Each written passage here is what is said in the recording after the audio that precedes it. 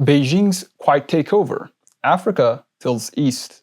While the US is busy with wars in the Middle East and Europe, China is quietly winning over Africa. From ports to payments, from zero tariffs to digital dominance, Beijing's moves are outpacing the West. Africa is heavily tilting east, and the West is barely noticing. Hi, I'm Jonas Ambiko, and this is Analytica Today.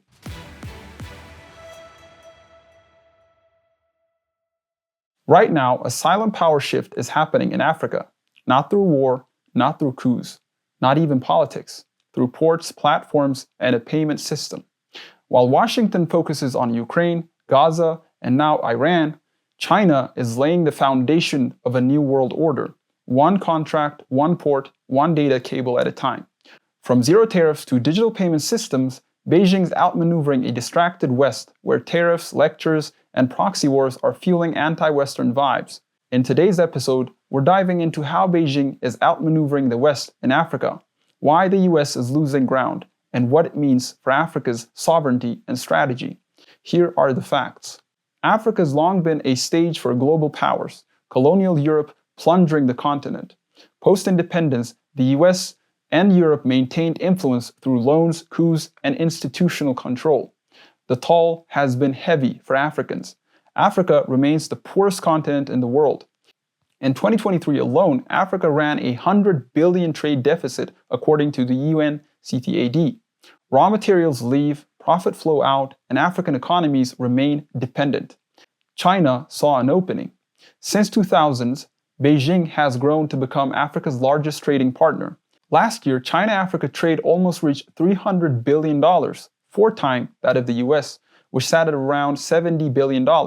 China imported over $115 billion worth of African goods last year. The US, barely $40 billion. This isn't just trade, it's strategy. Now, China's moves are accelerating. Earlier this month, it expanded zero-tariff access to Africa's countries, excluding Eswatini, which recognizes Taiwan.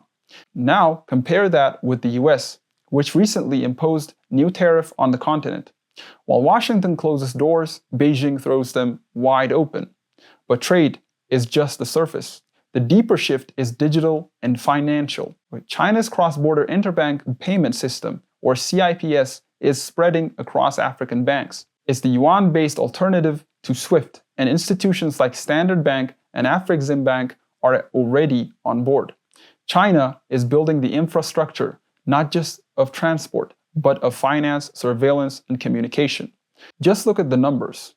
70% of Africa's 4G infrastructure is built by Chinese firms, and nearly 25 African countries now use Chinese surveillance technology. Even military ties are deepening. In 2000, China barely registered in Africa's weapon market. Today, 70% of African nations operate China armored vehicles. Meanwhile, the West is fumbling. France has been kicked out of almost half a dozen African nations. US slaps tariffs and cuts aid, and Europe keeps moralizing with less and less impact. Here's the thing. China doesn't need to beat the West. It just needs to be a better option. And right now, the bar is set very low. Western loans come with strings, subsidy cuts, governance reforms, election conditions. China's deals, no lecture, just delivery. And the results are showing. Kenya's Mombasa-Nairobi Railway, Ethiopia's massive telecom expansion, Djibouti's China naval base right next to America's. This is infrastructure diplomacy, backed by surveillance, systems, and strategic debt. Some call it debt trap diplomacy. But African leaders are making a different calculations. They're tired of being lectured, and China delivers. The fact is, China isn't just winning over Africa. It's winning its competition with the US, with Africa at the center. The fact is, China isn't just winning over Africa. It's winning its competition with the US, with Africa at the center. Because Beijing understands whoever wins Africa wins the future. Think about it, 54 votes at the UN, 30% of global minerals, the youngest population on Earth. So, what exactly is happening? And not quite a revolution either. This is something different, something quieter, something smarter. This is influence without invasion. A new world order is emerging, one where power flows through ports, apps, contracts, and cables. and China is setting the terms. The real question isn't whether Africa will rise, it's who will rise with it. And right now, China is in the lead. What do you think? Is this the future Africa wants? Let us know in the comments. Like, share, and subscribe for more stories from Analytica Today. Thank you for watching. See you next time. I'm Jonas Ambiko, and this is Analytica Today.